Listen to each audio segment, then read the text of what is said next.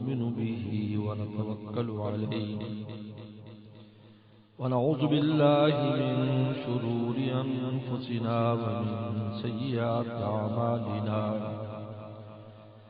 من يهده الله فلا مضل له ومن يضلل فلا هادي له ونشهد أن لا إله إلا الله وحده لا شريك له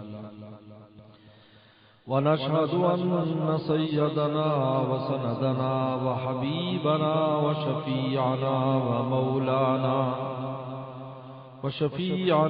ومولانا محمدا عبده ورسوله صلى الله تعالى عليه وعلى آله وأصحابه وبارك وسلم. أما بعد فأعوذ بالله من الشيطان الرجيم. بسم الله الرحمن الرحيم. وقالوا سمعنا وأطعنا غفرانك ربنا وإليك المصير. وقال تعالى واصبر نفسك مع الذين يدعون ربهم بالغداة والعشي يريدون وجهه. وقال النبي صلى الله عليه وسلم أنا عند المنكسرة قلوبهم أو كما قال عليه الصلاة والسلام. صدق الله وصدق رسوله النبي الكريم. میرے محترم بزرگ اور دوستو، اللہ تعالیٰ کا راستہ عشق اور طلب سے طے ہوتا ہے. اگر میں اور آپ چاہتے ہیں کہ ہم اللہ والے بن جائیں تو دو چیزیں پیدا کرنی ہوں گی. عشق پیدا کرنا ہوگا اور ایک طلب پیدا کرنی ہے. یہ ارشاد حکیم الامت تھانوی رحمۃ اللہ علیہ کا. اس لیے مولانا رومی فرماتے ہیں فہم و خاطر تیز کردن نیست راہ. عقل کو تیز کرنے کا اس راستے میں کوئی گنجائش نہیں. آپ اپنی عقل چلائیں. فہم و خاطر، خاطر دل کو کہتے ہیں، فہم عقل. فہم و خاطر تیز کردن نیست راہ جس شکستہ می نگیرد فضل شاہ. شکستگی کے بغیر اللہ کا فضل نہیں آتا. اور شکستگی دو چیزوں سے پیدا، عشق سے پیدا ہوتی ہے. جب آدمی کسی کا عاشق ہو جاتا ہے تو پھر اپنی ذات سے وہ بے خبر ہو جاتا ہے. آج جو ہم باخبر ہیں اس لیے اپنی ذات سے جو باخبر ہے اور ہم اپنی فکر ہے، اپنی سوچ ہے، اپنی رائے ہے، اس وجہ سے کہ ہم عاشق نہیں. ورنہ عاشق کی ہر رائے، ہر سوچ کا محور محبوب ہوا کرتا ہے. وہ کسی کی نہیں سنتا، پورا عالم کچھ بھی کہتا ہے. حکیم محمد تھانوی رحمۃ اللہ علیہ فرماتے تھے کہ اگرچہ مجنون نے بہت غلط کام کیا کہ لیلا کے عشق میں اپنی زندگی بسر کر دی، لیکن اللہ والوں نے اللہ کی محبت سمجھانے کے لیے اس کے نام کو جو استعمال کیا ہے، اس سے امید ہے کہ اس پر بھی فضل ہو جائے گا. اس پر فضل ہو جائے گا کس لیے کہ اس نے اس کے ذریعے بات سمجھائی کہ وہ کس طرح اپنے محبوب میں گم تھا. جنون میں جا رہا تھا تو ایک نمازی کے سامنے گزرا، بعد میں پکڑ لیا. تجھے پتہ نہیں میں نماز پڑھ رہا تھا؟ انہوں نے کہا تو عجیب عاشق ہے، تجھے یہ بھی پتا تھا میں گزر گیا؟ مجھے تو نہیں پتا چلا تو نماز پڑھ رہا ہے. مجھے تو نہیں پتا چلا کہ تو نماز پڑھ رہا ہے، میں تو بے خبر تھا. مجھے تو ارد گرد کی دنیا سے کوئی خبر نہیں تھی، تجھے خبر ملی ہے. سبحان اللہ. قاسم علوم والخیرات مولانا قاسم نانوتوی رحمۃ اللہ علیہ، ایک مہمان آیا، حضرت نے چارپائی بچھوائی، چادر بچھوائی اور اس چارپائی پر اس کو بٹھایا.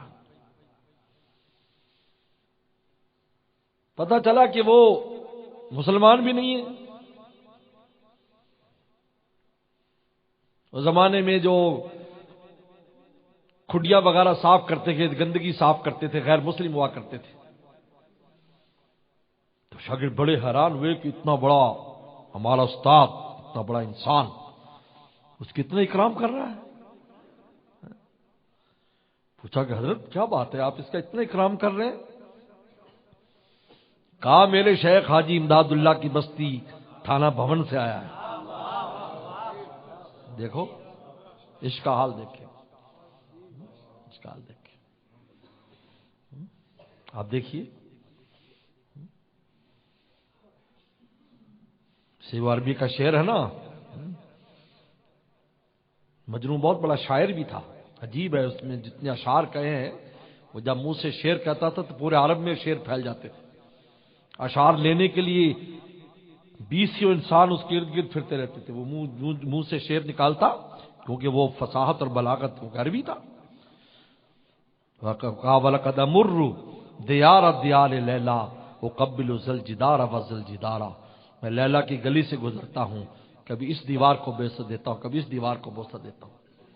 وما حب الدیار شغفنا قلبی ولکن حب من سکن الدیار. کہا کہ مجھے دیواروں سے محبت نہیں ہے، اصل میں اس میں رہنے والوں سے محبت ہے، تو دیوار سے بھی محبت ہوگی. جب انسان کے دل میں اللہ کا عشق آ جاتا ہے تو اللہ والوں کا بھی عاشق ہو جاتا ہے، مسجد کا بھی عاشق ہو جاتا ہے، قرآن کا بھی عاشق ہو جاتا ہے، دین کا بھی، ہر شے جو اللہ سے نسبت رکھتا ہے اس کا عاشق ہو جاتا ہے. اگر اللہ تعالیٰ کی ذات سے عشق نہیں ہے، عاشق نہیں ہے،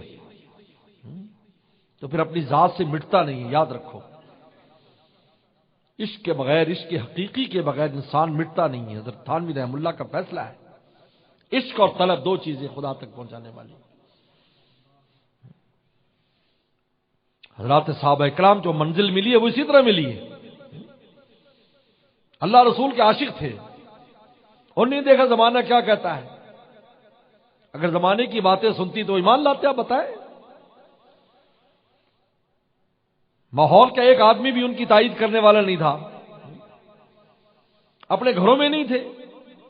باپ بھی مخالف ہے، ماں بھی مخالف ہے، قبیلہ بھی مخالف ہے، لیکن اللہ رسول کے عشق کا ایسا نشہ چڑھا، پورا عالم کو اپنے اس نشے میں انہوں نے ڈبو کے رکھ دیا، پوری دنیا میں دین پھیلا دیا. اور طلب تھی جس کا یریدون وجہ، ہما وقت اللہ کی ذات کو مراد بنائے رکھتے ہیں. یہ یریدون وجہ یہ ہے، ہما وقت ذات الہی مراد. ہما وقت اٹھتے ہیں، بیٹھتے ہیں، چلتے ہیں، پھرتے، دل میں یہی ہے مولا مل جائے. اللہ کو کیسے راضی کریں، خدا کیسے راضی ہوگا. حضرت تھانوی رحمہ اللہ نے ایک بڑی قیمتی بات فرمائی. فرماتے ہیں بعض لوگ کیفیات کے پیچھے، یار مجھے رونا نہیں آتا، میں ذکر کرتا ہوں مجھ پر کیفیات نہیں، فلانے پر طاری ہوتی ہیں، مجھ پر وہ کیفیات طاری نہیں ہوتی. تو حضرت نے بڑی پیاری بات فرمائی. فرمایا کیفیات تو کسی شے کی ابتدا ہے.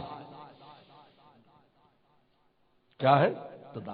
آپ نے درخت لگایا، اب دیکھتے روزانہ بڑا ہو رہا ہے، آپ کھاد ڈال رہے ہیں، اس کے پتے نکل رہے ہیں، یہ ابتدا ہے. جب وہ اس کی بڑھوتری رک جائے گی، اب اس سے بڑا نہیں ہو رہا، اب وہ پھل دے گا. جب تک بڑھتا رہے گا پھل نہیں دے گا. جب اس کا بڑھنا رک جائے گا تو اب کیا دے گا؟ وہ پھل دے گا. اب جب پھل دے گا، یہ منتہا ہے، یہ انتہا ہے اس کی. یہ کیا ہے اس کی؟ سبحان اللہ، کیا عجیب بات سمجھائی. ارے کوئی بھی کیفیت آپ پر طاری ہوتی ہے، آپ کے دل میں سوز ہے، گداز ہے، کوئی کیفیت ہے، رونا آ رہا ہے یا محبت جذبات مار رہی ہے، کہا کہ یہ ابتدا ہے، اور ان کو راضی کرنے کی فکر کرنا یہ انتہا ہے.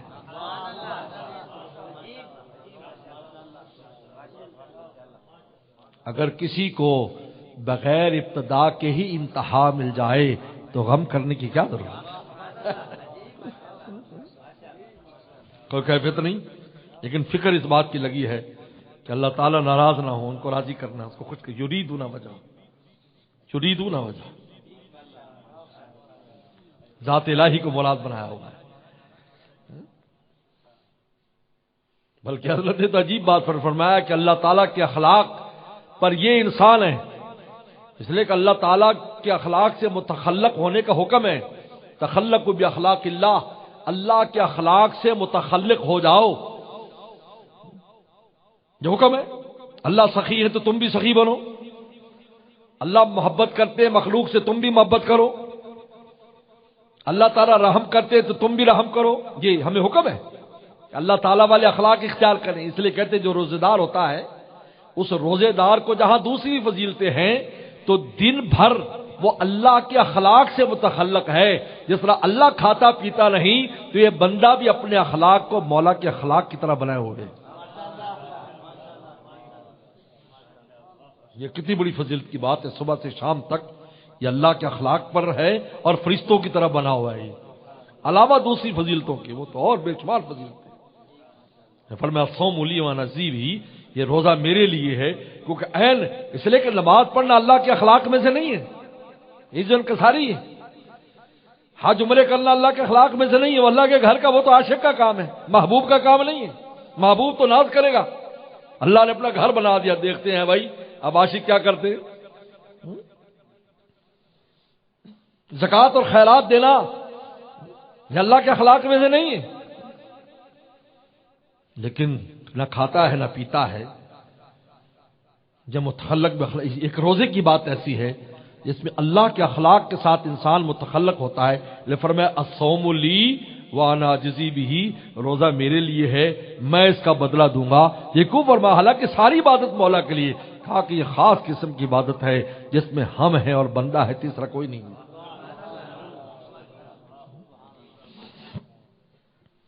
اب حضرت فرماتے ہیں کہ متعلق بھی اخلاق اللہ، اللہ کے اخلاق سے متخلق ہو جاؤ تو اللہ تعالیٰ کی جتنی صفات ہے، صفات رحم ہے، محبت ہے، سخاوت ہے، جتنے بھی ہیں ان میں منتہا ہوتا ہے، ابتدا نہیں ہوتی، کیونکہ ابتدا میں متاثر ہونا ہوتا ہے اور ذات الہی تاثر سے پاک ہے. فرمایا ایسا کوئی آدمی غم نہ کرے کہ اگر وہ اللہ کو راضی کرنے کی فکر میں ہے، اس کے دل میں بات لگی ہے یریدون وجہا کہ میں اللہ تعالیٰ کو کس طرح راضی کروں اور اس کی ناراضگی سے بچنے کی فکر ہے، اور اگر ناراض کر بیٹھتا ہے تو رو رو کے ان کو مناتا ہے. تو فرمایا کہ یہ متخلق باخلاق اللہ ہے. اس کو دل چھوٹا کرنے دو، مجھ پر گریہ تاری نہیں ہوتا، مجھ پر ذوق شوق نہیں ہے، مجھ پر سکر نہیں ہے. سکر ایک نشہ ہے جو اللہ کی محبت کی وجہ سے انسان پر طاری ہو جاتا ہے، انسان اپنا ہوش گم کر بیٹھتا ہے. ایسا سکر، ذکر سے سکر طاری ہو جاتا ہے، نشہ طاری ہو جاتا ہے، اس پر طاری نہیں ہوتا. اس لیے انبیاء صلی والسلام کی جو زندگی ہے وہ بالکل عام انسان کی طرح ہوتی تھی، لیکن اندر کچھ اور ہے. یہی وجہ تھا کہ کفار، یہی وجہ تھی کہ قریش والے اور کفار مکہ دھوکہ کھا گئے کہ مالی حاضر رسول یاکل الطعام و یمشی فی الاسواق. اس رسول کو کیا ہوا کہ یہ کھانا بھی کھاتا ہے اور بازاروں میں سودا سلب بھی خریدتا ہے. اگر یہ پیغمبر ہوتا اور اللہ سے تو اس پر تو کیفیات طاری ہونی چاہیے تھی، لیکن یہ تو لوگوں میں چلتا پھرتا ہے. اللہ نے فرمایا تم اس کو نہیں سمجھ سکتے کہ اندر باطنی معاملہ اس کا کیا ہے، تم ظاہری معاملات کو دیکھتے ہو. کیونکہ پیغمبر میں ایک استقامت ہوتی ہے، وہ خالق کے حقوق کو بھی ادا کرتا ہے، مخلوق کے حقوق کو بھی ادا کرتا ہے. لیکن مخلوق کے حقوق کو کس طرح ادا کرتا ہے؟ خالق کی وجہ سے اختیار کرتا ہے، خالق کی وجہ سے. یہ کہتے ہیں اللہ کے براہ راست حقوق ادا کرنا، نماز پڑھنا، ذکر کرنا، تلاوت کرنا، یہ ایسے ہے جیسے براہ راست محبوب کو دیکھنا، اور مخلوق کی خدمت کر کے خالق کو خوش کرنا یہ ایسے ہے جیسے آئینے میں محبوب کو دیکھنا. مقصود ایک، دونوں میں ایک مقصود. مخلوق خدمت کر رہا ہے، اس لیے حضرت ابراہیم بن ادم رحمۃ اللہ علیہ کا وہ مشہور قصہ ہے، انگریزی میں بھی ہے، ابو بن ادم کے نام سے. مولانا رومی رحمۃ اللہ علیہ نے اس واقعے کو بیان کیا ہے. حضرت ابراہیم بن ادم رحمۃ اللہ علیہ جو نیشا پور کے جنگل میں 10 سال رہے، بادشاہت چھوڑ دی اللہ کو حاصل کرنے کے لیے. اتنی قیمتی، اللہ کا تعلق اتنا قیمتی ہے. بادشاہوں نے، کتنے بادشاہوں نے بادشاہتیں چھوڑ دی صرف اس لیے کہ ہمیں مولا ملنا چاہیے، ہمیں نہیں چاہیے بادشاہ. شاہوں کے سروں میں، میرے شیخ فرماتے شاہ کی مختر صاحب رحمۃ اللہ علیہ، شاہوں کے سروں میں بار گراں سے درد اکثر رہتا ہے. بادشاہوں کے سر میں درد ہے، اور آج کل کے بادشاہ تو ہر وقت ہی درد میں، ادھر جلوس نکل گیا، ادھر ترنا ہو گیا، ادھر فلانا ہو گیا، فلانا ہو گیا. شاہوں کے سروں میں تاج گراں سے در سخت رہتا ہے اور اہل وفا کے سینوں میں ایک نور کا دریا بہتا ہے،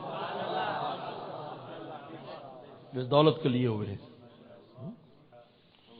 حضرت ابراہیم بن ادم کا مقولہ ہے، فرماتے اگر ان بادشاہوں کو پتہ چل جائے ہمارے پاس سکون کی کون سی دولت ہے تو تلواریں لے کر آ جائیں، ہمیں ان خانقاہوں سے، مسجدوں سے، مدرسوں سے نکال دیں اور وہاں آ کر بیٹھ جائیں۔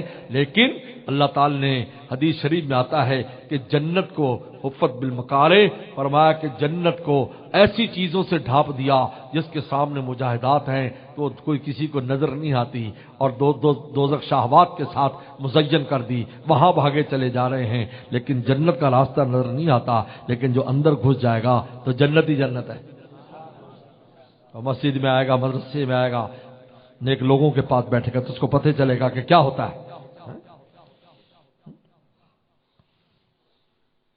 حضرت ابراہیم بن ادم رحمۃ اللہ علیہ نشاپور کے جنگل میں تو جبریل صلی اللہ علیہ وسلم تشریف لائے۔ دیکھو جبریل صلی اللہ علیہ وسلم کا غیر انبیاء سے ملنا بھی ثابت ہے، حضرت مریم علیہ السلام سے ملے، بلکہ میرے شیخ نے فرمایا ایک بار اسی واقعے پر مجھے پوچھا مولانا کوئی دلیل ہے کہ جبریل صلی اللہ علیہ وسلم غیر نبی سے مل سکتے ہیں؟ میں نے کہا حضرت سورہ مریم میں مریم علیہ السلام تو نبی نہیں تھی بھی عورت تھی۔ بہت خوش ہوئے، فرمایا فوراً جہاں حضرت کا یہ واقعہ ہے کہا یہاں نیچے حاشیے میں یہ بھی لکھ دو۔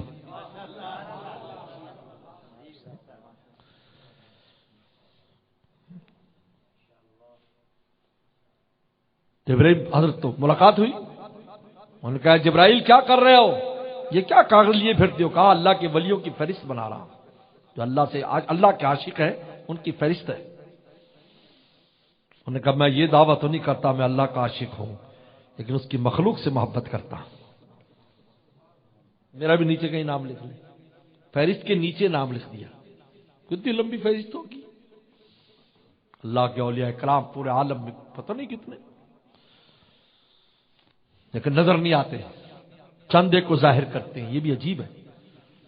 جب بعض نے اس روایت کو نقل کیا اولیاء تحت قبائی لا یعرفون سوائی، میرے ولی میری قبا میں چھپے رہتے ہیں، میرے علاوہ ان کو کوئی نہیں جانتا۔ چند لوگ ہوتے ہیں جن کو پہچانا صرف منصب ارشاد کے لیے ان کو ظاہر کیا جاتا ہے تاکہ لوگ ہدایت پکڑے، ورنہ کتنے جو چھپے رہتے ہیں ان کا پتہ ہی نہیں ہوتا۔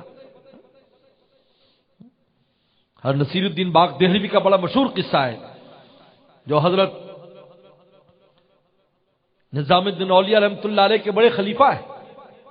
میں ہمیشہ دعا کرتا اللہ مجھے اپنے کسی ولی کی زیارت کرا دے، ولی کی زیارت۔ تو مجھے حکم ہوا، مجھے الہام ہوا، دل میں الہام ہوا کہ تمہارے محلے میں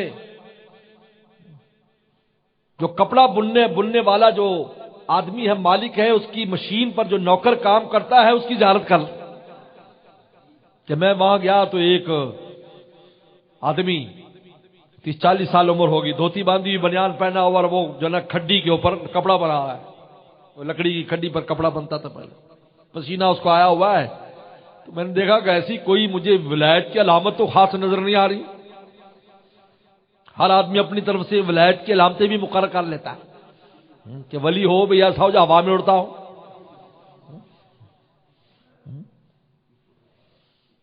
جیسے اماں کے پاس رابعہ بصریہ کے پاس ایک آدمی آیا، میں نے آج ایک ولی دیکھا اڑتا ہوا، میں بیت ہو جاؤں؟ انہیں کسی مکھی سے بیت ہو جانا، ہر وقت اڑتی رہتی۔ پھر ایک آدمیوں نے کہا جی میں نے ایک آدمی دیکھا پانی پہ چل رہا ہے، میں اس سے بیت ہو جاؤں؟ انہوں نے کہا کسی بطخ کے ہاتھ پر بیت ہو جا، ہر وقت تیرتی ہے۔ انہوں نے کہا پھر اماں مجھے سمجھا۔ انہوں نے کہا رسول اللہ کے راستے کو جس نے پکڑا ہے اس سے بیت ہونا، جو متبع سنت اس کے راستے کو پکڑو، وہ تمہیں منزل پر پہنچائے گا۔ تو پھر دوبارہ دعا کر رہے ہیں کہ شاید میں خواب دیکھنے میں یا میری الہام میں ہو سکتا ہے کمی ہو گئی ہو، اس لیے کہ الہام میں غلطی ہو سکتی ہے، کشف میں بھی غلطی ہو سکتی ہے، لیکن وحی میں غلطی کا احتمال نہیں ہوتا، یاد رکھو۔ اس لیے وحی واجب الاتباع ہوتی ہے، پیغمبر پر بھی اس کی اتباع فرض ہے اور امت پر بھی فرض ہے، لیکن کشف میں غلطی ہو سکتی ہے، الہام میں غلطی ہو سکتی ہے۔ پھر یہی ہوا، بڑے حیران ہوئے، یہ عجیب بات ہے۔ اب ان کے دل پر اتنی یہ بات طاری تھی کہ میں اللہ کسی ولی کی زیارت کروں، تو جنگل میں نکل گئے نصیر الدین باغ دہلوی رحمۃ اللہ علیہ۔ کہ وہاں جا کر روتا ہوں، اللہ سے مانگتا ہوں اللہ کا کوئی پیارا مجھے مل جائے۔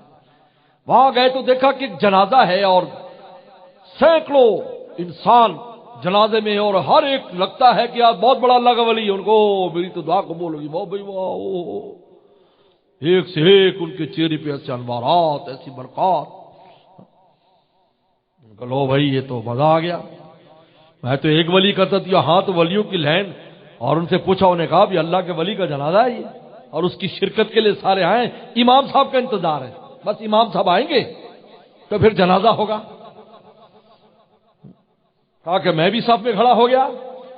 تھوڑی دیر کے بعد دیکھا کہ وہ کپڑا بننے والے کا وہی نوکر اپنے کندھے پہ جائے نماز، اس نے رومال رکھا ہو، صفے چیرتا وہ آگے آیا، کہا کہ صفے درست کرو، اللہ اکبر۔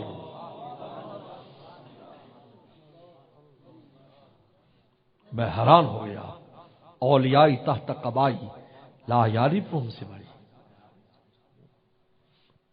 میں حیران ہو گیا۔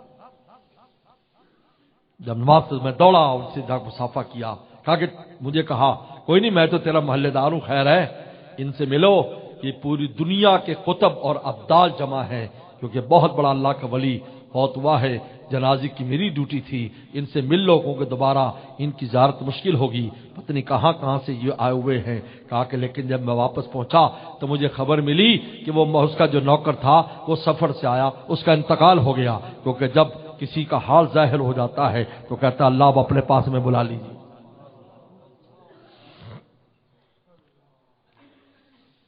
حضرت ابراہیم بن ادم رحمۃ اللہ نے کہا کہ یہ لکھ لیجئے نیچے، فہرست میں لکھ لیں۔ فہرست لے گئے، 2-3 دن کے بعد دوبارہ ملاقات، جبریل السلام آئے، ایک نور ہو جاتا تھا۔ ملاقات، ان کا ہاں کیا ہوا جبریل، کیا ہوا؟ میرا وہ نام، انہوں نے کہا ذرا فہرست دیکھ، تیرا نام اللہ نے کہا اس کا نام پہلے نمبر پر رکھو، کیونکہ میری مخلوق سے محبت میرے واسطے سے جب ہوتی ہے تو اس وقت ہوتی ہے جب میری محبت کا پیمانہ چھلک جاتا ہے، اور وہ پھر باہر جس طرح کوئی چیز چھلک جائے، شربت اور کوئی شراب چھلک جاتی ہے پیمانے سے، تو پھر زمین بھی اس سے سیراب ہوتی ہے۔ فرمایا کہ جب میری محبت کا پیمانہ چھلک جاتا ہے تو پھر مجھ سے نکل کر میری مخلوق تک وہ محبت پہنچتی ہے۔ یہ دلیل ہے کہ میری محبت سے اس کا پیمانہ بھر کے باہر نکل چکا ہے، لیکن اللہ کے واسطے سے ہو، مولا کے واسطے سے ہو۔ ہر کام میں دیکھنا ہوگا کہ اللہ کیسے راضی ہوں گے۔ مخلوق کی بھی اگر محبت کر رہا ہے، خدمت کر رہا ہے، تو اس میں بھی خالق کو تلاش کر رہا ہے کہ خالق کیسے راضی ہوگا میں اس کی اگر خدمت کروں۔ جانور ہے، انسان ہے، کچھ بھی میں اس کی خدمت کروں تو خالق کیسے راضی ہوگا، اللہ کیسے خوش ہوں گے۔ اللہ فرمایا الخلق عیال اللہ، یہ پوری خلق میرا کنبہ ہے۔ احب الخلق اللہ من احسن الی عیالہ، اور مجھے اپنی مخلوق میں سب زیادہ وہ پسند ہے جو میرے کنبے کے ساتھ خیرخواہی کرتا ہے، لیکن میرے واسطے سے ہو، یعنی خالی مخلوق کے۔ آئے لوگ خدمت خلق میں لگتے ہیں تو خالق کو بھولے ہوئے، نہ نماز پڑھیں، وہ ان کی خدمت معتبر نہیں ہے، یاد رکھو۔ ایسا کفار بھی کر رہے ہیں لیکن خدمت معتبر نہیں ہے، کیونکہ خالق کے واسطے سے نہیں ہے۔ یہ یاد رکھ، بات سمجھنے کی کوشش کرو، خالق کے واسطے سے، جس میں پہلے خالق ہے پھر مخلوق ہے، ورنہ خالی مخلوق کے چکر میں پڑے اور خالق کو بھول جائے، لا طاعۃ لمخلوق فی معصیۃ الخالق۔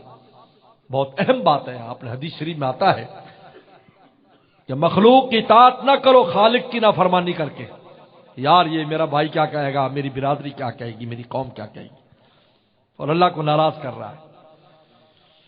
بلکہ دوسری روایت میں آتا ہے کہ اسی مخلوق کو اس پر مسلط کر دیتے، اولاد کی وجہ سے نافرمانی کی مولا کی، وہ اولاد نے گھر سے ان ماں باپ کو نکالا،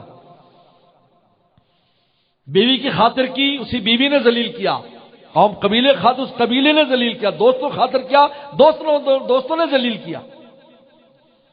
لا طاعۃ لمخلوق فی معصیۃ الخالق، لیکن اگر خالق کے واسطے سے ہوگا تو یہی ایسے ہے جیسے محبوب کو آئینے میں دیکھنا ہے، آئینے میں دیکھنا ہے۔ تو عشق اور طلب یہ دو چیزیں، صحابہ اکرام میں دونوں چیزیں پائی جاتی۔ اللہ رسول کے عاشق تھے، وہ اپنی ذات سے گم تھے، جو حکم ہو جاتا بس ٹھیک ہے، قالوا سمعنا واطعنا، سمعنا سن لیا بس عمل کریں گے، اب آگے کوئی گنجائش نہیں ہے۔ اس میں ہمارے لیے کیا چیز آڑ آتی ہے کچھ پرواہ نہیں ہے۔ آج تو ہم ہزار چیزوں کو دیکھتے ہیں، ہماری عقل استعمال کرتے ہیں۔ میں نے بتایا نا، فہم و خاطر تیز کردہ نیست راہ، اس راستے میں عقل اور فہم کا کام نہیں ہے کہ عقل چلاؤ یار، عقل کا تقاضا یہ ہے کیسے کرو۔ جو شکستہ می نگیرت فضل شاہ، جب آدمی مٹ جاتا ہے، شکستہ مٹ جاتا ہے، اور مٹانے کے لیے یہ چیز مٹاتی ہے، اللہ کی محبت جب آ جاتی ہے مٹا دیتی ہے۔ اس لیے مولانا رومی نے فرمایا، ای چنی شیخ گدائے کو بکو عشق عام اللہ ابالی فتقو۔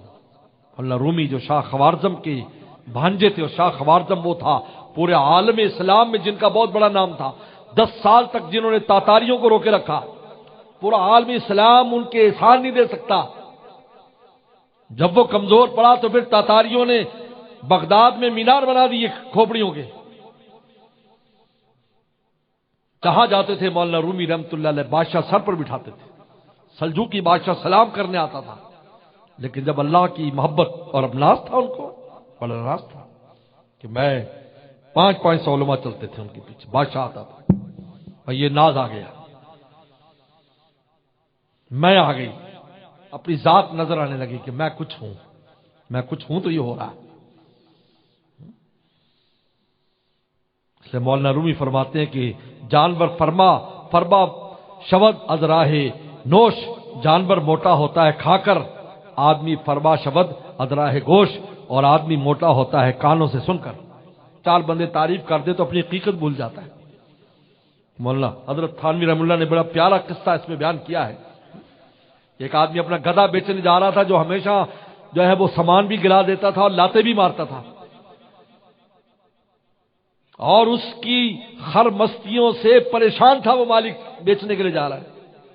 جب مارکیٹ میں منڈی میں پہنچا تو وہاں ایجنٹ تھے بیچنے والے، ایجنٹ ہوتے ہیں سماسرہ جس کو عربی میں کہتے ہیں، ایجنٹ حضرات۔ انہوں نے کہا ہاں جی گدھا بیچنا ہے، ہم بکوا دیتے ہیں بڑے اچھے بھاؤ۔ انہوں نے کہا ہاں یار لیکن بڑا، انہوں نے کہا بس تو نے کچھ نہیں کہنا، یہ کیا ہے یہ ہم جانے، ہمارا کام۔ اب اس ایجنٹ نے جو سلسلہ نسب اس گدھے کا بیان کیا تو عیسیٰ صلی اللہ علیہ وسلم کے گدھے تک پہنچا دیا، کیونکہ عیسیٰ السلام کی سواری کے لیے گدھا تھا۔ اس لیے ایک آدمی کو تصحیح کرنے کا بڑا شوق تھا، تھوڑا پڑھ لکھ گیا تو وہ تصحیح کرتا ہے، جس طرح آج تھوڑا سا انگریزی پڑھ لی، وہ کچھ علم پڑھ لیا تو مولویوں کی تصحیح کرنے لگ جاتے ہیں، او مولوی صاحب میں تمہاری تصحیح کرتا ہوں۔ یہ بالکل ایسے ہے جیسے ایک آدمی کو تصحیح کرنے کا بڑا شوق تھا، تو کسی نے کہا کہ یار قرآن مجید دینا، قرآن پڑھ کر یار میں نے قرآن میں تیری تصحیح کر دی 2 جگہ۔ انہوں نے کہا ہے قرآن میں؟ وہ یار یہ تو 10 قاریوں سے پڑھوانے کے بعد چھپتا ہے اور آپ نے کیسے تصحیح کر دی؟ اور ان میں لکھا خرہ موسیٰ کا خر، وہ خر تو عیسیٰ کا تھا، اب خر میں نے گدھا، اب وہ خرہ کا معنی فارسی کر رہا، انہوں نے کہا خرہ موسیٰ، وہ تو خرہ عیسیٰ ہے، تو میں نے موسیٰ عیسیٰ لکھ دیا۔ اور عصا آدم، اور عصا تو موسیٰ السلام کا تھا، آدم السلام کا عصا تو نہیں تھا، حالانکہ یہاں اور معنی میں ہے، یہ اور معنی میں، تو وہاں میں نے، انہوں نے کہا خدا کا واسطہ بھائی تو اپنی تصحیح تو قرآن اللہ کے کلام میں بھی تصحیح کرنے لگ گیا ہے تو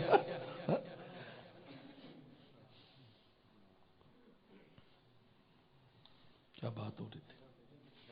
تو وہ گدھا اس نے کہا جی تو عیسیٰ السلام کے، تو وہ جو مالک تھا نا ایجنٹ کہنے یار میں نے نہیں بیچنا، کہنے عجیب آدمی یار، اب تو گاہک لگ گئے ہیں اور مجمع جم گیا ہے اور ابھی بولی لگے گی کہیں سے کہیں، 10 گدھوں کے برابر بیچ دوں گا میں اس کو، کچھ تیرے پیسے کچھ میرے پیسے، اب کیا کہہ رہا ہے تو؟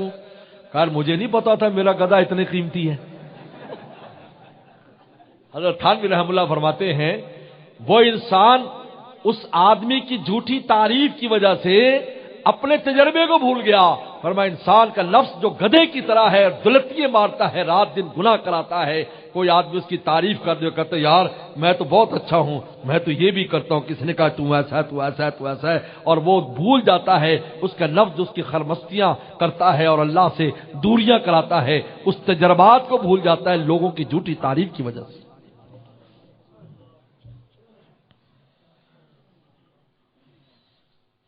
یاد بھی نہیں رہتا کہ کیا ہو رہا ہے۔ مولا رومی 500 علماء، لیکن اللہ تعالیٰ کا فضل متوجہ ہوا، شاہ شمس الدین تبریزی رحمت اللہ علیہ آئے، دعا کر دے اللہ میرے سینے میں آگ لگی ہے کوئی سینہ جس میں میں اس کو منتقل کروں؟ ہے کوئی سینہ؟ ہے کوئی سینہ؟ کہا جاؤ روم، جاؤ روم، وہاں تمہیں بندہ ملے گا جو تیری آگ کو سنبھال سکتا ہے۔ نہ ہر سینہ نہ رازدانی دہن، ہر سینے کو رازدانی نہیں ملتی، نہ ہر مرسل اہل معراج شد، ہر رسول اہل معراج نہیں ہوا کرتے۔ مولانا رومی بھی وہاں پر آ کر بیٹھتے تھے، تاجر بیٹھتے تھے، وہاں وہ مسکین بھی بیٹھے، بس کہا اچھا یہی ہے تو ملنے گئے۔ پھر آگے واقعات ہے، پھر جب ان سے بیعت ہوئے تو یہ حالت ہو گئی کہ اسی قونیہ میں جہاں حضرت کی قبر مبارک ہے، میں نے وہ شہر دیکھا ہے، وہاں پر حاضری بھی دی، بلکہ مسجد شریف کا اپنے شیخ کی سنت پوری کرتے ہوئے اندر بیٹھ کر مسجد شریف کا میں نے درس بھی دیا۔ تو وہاں ترکی لوگ بھی تھے، جن میں ایک دارالعلوم کراچی کے پڑھے ہوئے مولانا صاحب تھے، وہ ترجمہ کرتے تھے، تو لوگ بڑے حیران ہوئے اور بڑے خوش ہوئے۔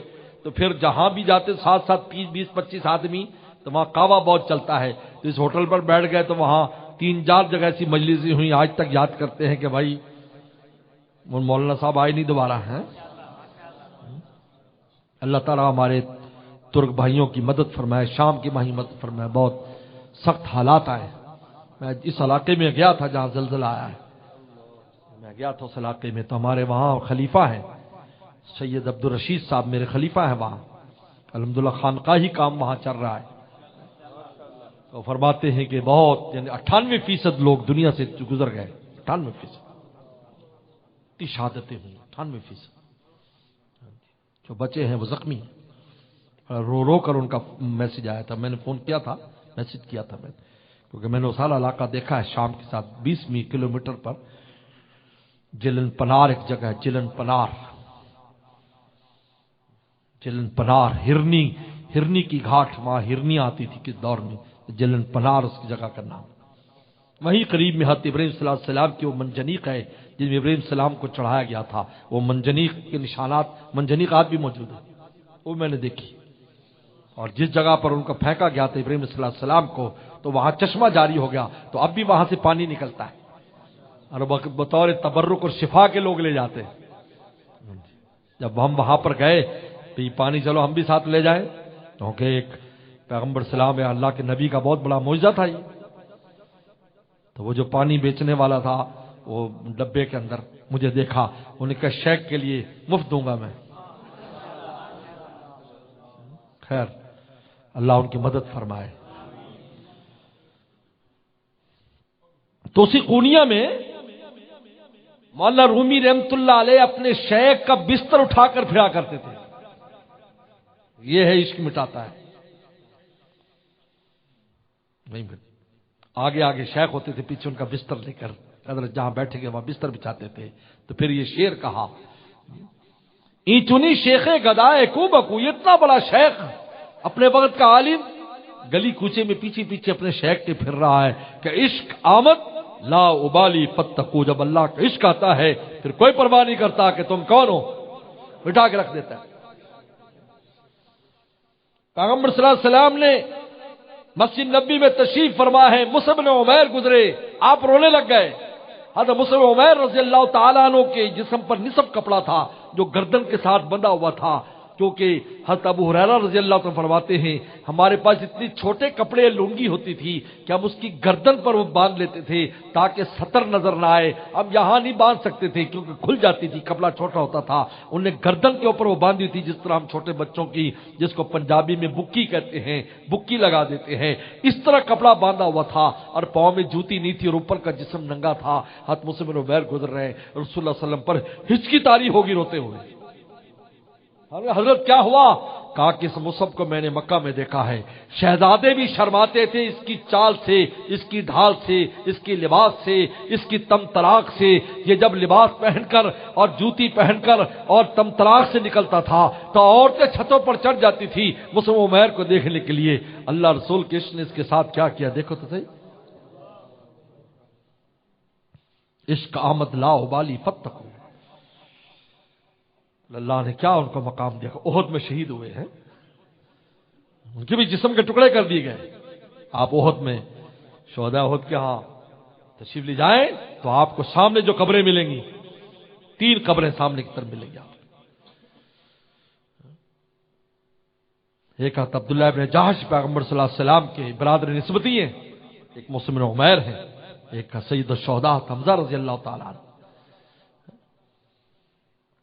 پورا کپڑا بھی جسم پر نہیں آتا تھا جب ان کو رکھا گیا، آنے فرمایا ان کی جسم پر سر پر کپڑا ڈال دو اور پاؤں کے اوپر گھاس ڈال دو، عشق آمد لا ابالی فتقو۔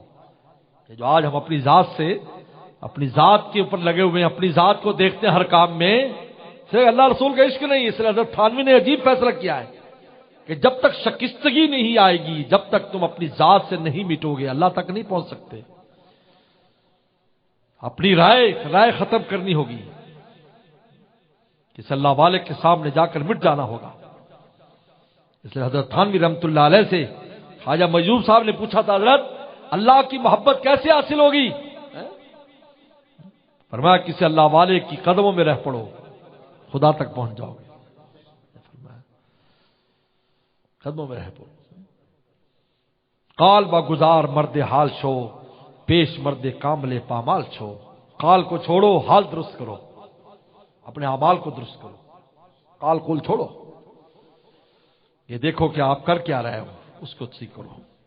پیش مرد کامل پامال چھو، مرد کامل کے سامنے پامال ہو جاؤ۔ میرے مرشد دادا مرشد فرماتے مالیدہ ہو جاؤ، مالیدہ جس طرح اس کو پاؤں کے ساتھ ملتے ہیں نا مالیدہ، اس طرح مالیدہ ہو جاؤ، جیسے رگڑے کھاؤ خدا تک پہنچ جاؤ گے۔ کہ دل مدا اللہ بمہر دل خوشاں، اپنا دل اس کو دو، جس کا دل اچھا ہے وہ تمہارے دل کے اوپر اللہ کی محبت کے نقش و نگار بنا دے گا۔ دل مدا اللہ بمہر دل خوشاں، تم کہو گے بھئی یہ کون آیا میرے دل میں کہ دھیمی پڑ گئی لو شمع محفل کی، پتنگوں کے عوض اڑنے لگی چنگاریاں دل کی۔ لیکن 2 چیز طلب چاہیے، طلب بھی ہو۔ اللہ آپ کو کیسے حاصل کرے؟ کہتے طلب میں کمزور بھی منزل پر پہنچ جاتا ہے، عجیب بات ہے۔ عشق اور طلب ایک ایسی چیز ہے کہ کمزور کو منزل مل جائے، اعمال میں کمزور ہے پھر بھی پہنچ جاتا ہے، وہ عجیب ہے، پھر بھی اس کو پہنچا دیتے ہیں، پھر بھی اس کو کھینچ لیتے ہیں۔ کیونکہ چھوٹا بچہ اگر نہ چل سکے تو کیا کرتا ہے ابا؟ اس کو کندھے پہ بٹھا لیتا ہے۔ اگر ابا میں ہی شفقت ہے تو کمزور بندوں کو ربا کی کتنی شفقت ہے، 70 ماؤں زیادہ محبت کرتے، لیکن چلے تو صحیح۔ جب وہ چلے گا رستے میں گرے گا تو گرنے نہیں دیں گے۔ اس طرح سے ہم نے طے کی منزلیں، گر پڑے گر کر اٹھے اٹھ کر چلے، کبھی راہ نہیں جانے دیتے چلنے والوں کو، طلب والوں کبھی راہ نہیں جانا، کتنا بھی کمزور کیوں نہ ہو۔ اب گرے گا اٹھا لیں گے۔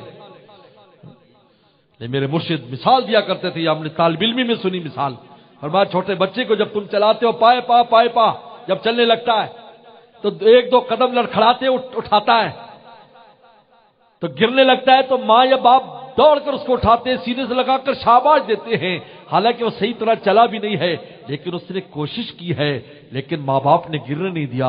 میرے مرشد فرماتے تھے لڑکھڑاتے چند قدم بھی تم مولا کو اٹھاؤ گے، مولا کی رحمت تمہیں گرنے نہیں دے گی، اپنے آغوش رحمت ملے گی۔ اسی کو فرمایا کہ تم 1 بالش قریب ہوگے میں 2 بالش قریب ہوں گا، تم 1 بازو قریب میں 2 بازو قریب ہوں گا، تم چل کے آؤ گے میں دوڑ کے آؤں گا۔ اس طرح سے ہم نے طے کی منزلیں، گر پڑے گر کر اٹھے اٹھ کر چلے۔ کبھی انسان مایوس نہ، مایوسی اس راستے میں ہے ہی نہیں، بالکل نہیں ہے، مایوسی راستے میں ہے ہی نہیں، ایسی مایوسی کفر ہے۔ لا تقنطوا من رحمت اللہ، اور گناہگاروں سے فرمایا، کمزوروں سے، اللہ کے نام سے مایوس نہ ہو، فإنه یغفر الذنوب جميعا، اللہ سارے گناہ معاف کر دیں گے۔ تم چلنے والے تو بنو، 3 کام کرو، طلب پیدا کرو، عشق پیدا کرو، اور واصبر نفسک، اللہ کے نبی اپنی صحبت میں لے لیں ان کو، یہ آپ کے عاشق بھی ہیں، طالب بھی ہیں، لیکن آپ کی صحبت کی ضرورت ہے رنگ چڑھنے کے لیے، پھر رنگ چڑھ جائے گا، اس پر مولا تک پہنچ جائیں گے، بغیر اس کے نہیں ملتا، اس کے نہیں ملتا۔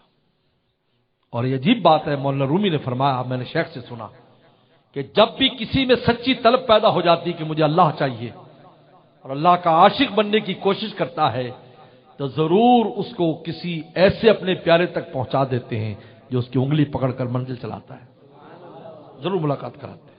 اللہ تعالیٰ کی سنت ہے، راگے نہیں جان دیتے کہ طلب ہو اور اس کو کوئی نہ ملے۔ شاہ محمد احمد صاحب پرتاپ گڑھی ہمارے دادا مرشد فرماتے تھے، میرے شیخ کے 3 مرشد تھے، حضرت شاہ عبد الغنی پھول پور رحمۃ اللہ علیہ، حضرت شاہ محمد احمد صاحب پرتاپ گڑھی رحمۃ اللہ علیہ، حضرت مولانا شاہ ابرار الحق صاحب رحمۃ اللہ علیہ، 2 حضرت تھانوی رحمۃ اللہ کے خلیفہ ہیں۔ حضرت شاہ عبد الغنی پھول پور رحمۃ اللہ علیہ حضرت تھانوی کے بڑے خلیفہ ہیں، حضرت سے چند سال عمر میں چھوٹے تھے، اور دوسرے حضرت شاہ ابرار الحق صاحب رحمۃ اللہ علیہ، حضرت تھانوی رحمۃ اللہ سب سے آخری خلیفہ ہردوئی شریف کے، اور شاہ محمد احمد صاحب پرتاپ گڑھی رحمۃ اللہ علیہ یہ حضرت شاہ بدر الدین رحمۃ اللہ علیہ خلیفہ تھے، اور حضرت شاہ بدر الدین شاہ فضل الرحمان گنج مراد آبادی رحمۃ اللہ علیہ کے خلیفہ تھے، نقشبندی۔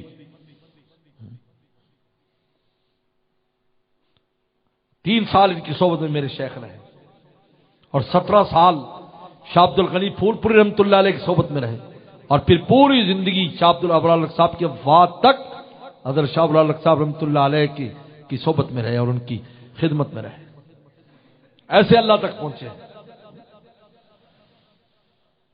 تو فرمایا کرتے تھے شاہ محمد احمد صاحب پرتاپ گڑھی رحمۃ اللہ علیہ کے، اگر صادق ہیں آپ اقرار محبت میں، اگر صادق ہیں آپ اقرار محبت میں، طلب خود کر لیے جائیں گے دربار محبت میں، طلب خود کر لیے جائیں گے اللہ خود کہاں چلیں گے، خود پہنچا دیں گے وہاں، چلو بھائی چلو بھی آ جاؤ۔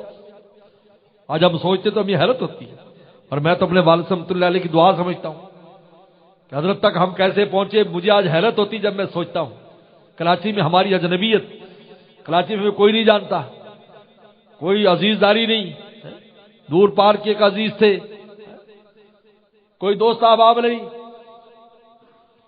پھر تیسرے سال ہی حضرت کی خدمت میں ہم کیسے پہنچ گئے، مجھے حیرت ہوتی ہے۔ جبکہ دور حدیث کرنے والے اور ہم پڑھنے والے اور علماء محلے میں رہنے والے حضرت کو نہ دیکھ سکے، اب ہمیں دیکھ کے روتے ہیں کہ یار ہم تو حضرت کو نہ دیکھ سکے، حضرت پچھلے محلے میں رہتے ہیں، زیارت نہ کرتے، روتے ہیں یار حضرت تو ادھر ہی تھے۔ ایک عالم حج پر ملے، میری بات سنی، ایسا گریا، کئی دن تک روتے رہے، کہا کہ نام سنا تھا لیکن یہ کہ 2 قدم اٹھا کر ہم جا کر زیارت ہی کر لیتے، کہ میرے شیخ فرماتے تھے کسی اللہ کے ولی کی محبت سے زیارت کر لینا، جب کوئی محبت زیارت کر لیتا ہے تو تب بھی اللہ تعالیٰ فیصلہ کر دیتے ہیں اس نے ہمارے پیاروں کو پیار سے دیکھا ہے، ہم بھی اس کو پیارا بنا دیں گے۔ مجھے حیرت ہوتی، میں حیران ہوتا ہوں یار ہم پہنچ گئے، جبکہ ہمیں نہ سمجھی تھی، طالب علمی کا زمانہ، اور جانا بھی آسان نہیں تھا اس وقت، چلو 5 کلومیٹر تو کم از کم بنوری ٹاؤن سے ہوگا وہ، اور علاقہ بھی نیا تھا بالکل جہاں آباد ہو رہا تھا، جہاں حضرت آئے تھے، اب وہاں پہنچنا اور مشقت کے ساتھ اور وسائل بھی نہ ہو۔ میرے والد صاحب کی دعا تھی، پیچھے سے والدین کی دعا چل رہی تھی، ہمیں وہاں پہنچا دیا۔ 17 سال کے بعد حضرت نے مجھے ذمہ داری دی، جب میں کراچی گیا تو ایک بار محفل میں فرمایا کہ یہ مولانا جب طالب علم تھے ان کی داڑھی مونچھ بھی نہیں آئی تھی، اور یہ میرے پاس جب آئے تھے تو اسی دن میرا دل چاہا میں ان کو خلافت دے دوں، فرمایا، لیکن میں نے کسی چیز کا انتظار کیا، یہ فرمایا۔ ہمیں 6 سال تک حضرت کی خدمت میں اندر خدمت کے لیے جانے کی اجازت نہیں تھی کیونکہ داڑھی نہیں آئی تھی، وہ کہ ہم چین کے رہنے والے ہیں تو مجھے تو آگے داڑھی ہماری لیٹ آئی اتری، ہمارے بال سب چین کے تھے، ان کی داڑھی کے 40 بال تھے، کل گنے جاتے تھے۔ صحابہ میں بھی ایک چینی کا تذکرہ ملتا ہے کہ اس کے ایک ہی داڑھی میں 1-2 بال تھے۔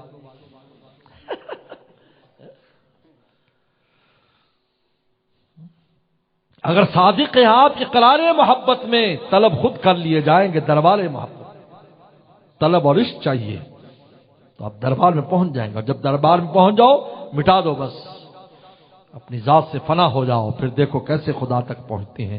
اللہ مجھے آپ کے عمل کی توفیق عطا فرمائے۔ وآخر دعوانا ان الحمدللہ رب العالمین۔